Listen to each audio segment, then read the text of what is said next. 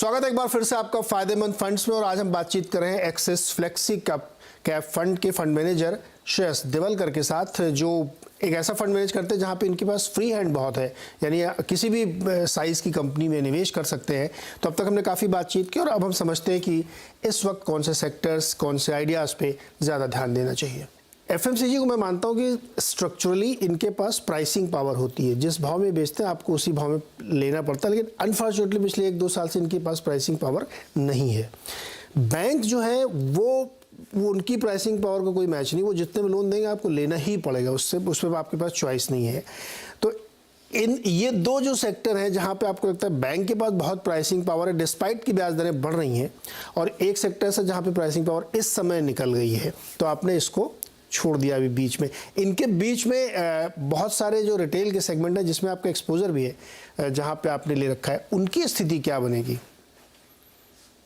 Actually pricing power है बहुत ही interesting phenomena है कि ट्रेंड क्या हो रही है मार्केट में। तो इसलिए मैं बहुत इंपॉर्टेंट फैक्टर ज़्यादा फोकस करना जरूरत होता है कि पेनिट्रेशन लेवल कितना है मार्केट में।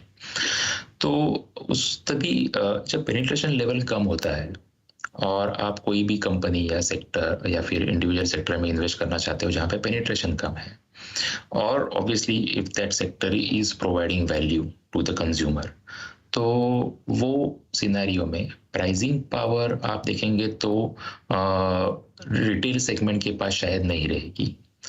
पर आपको ये देखना पड़ता है कि पेनिट्रेशन लेवल ज़्यादा है, आपका पोजिशनिंग जो मार्केट में है, जो कोई भी पोजीशनिंग हो, कि आपके पास बहुत बेहतर फैशन है, आपके पास बहुत आप सबसे सस्ते में बेचते हो, या आपके पास बहुत अच्छी क्वालिटी के आइटम रहते हैं, तो जो पर्टिकुलर कंपनी ये प्रॉमिस को ईयर आफ्टर ईयर डिलीवर करती है, तो जनरली आप देखोगे कि वो कंपनियां ज़्यादा वेल्थ क्रिएट कर जाती है, ना कि अभी ये क्वार्टर में मार्जिन कितना है, तो मार्जिन सस्टेन करने के लिए आपको ये करना पड़ेगा।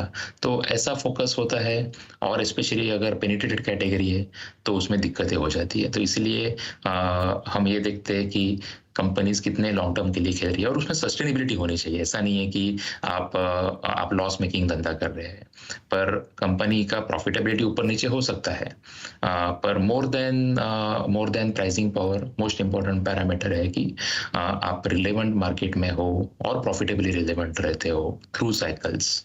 तो वो इम्पोर्टेंट पैरामीटर पे हम फोकस करते हैं। शायद बड़ी इंटरेस्टिंग बातचीत है। देखिए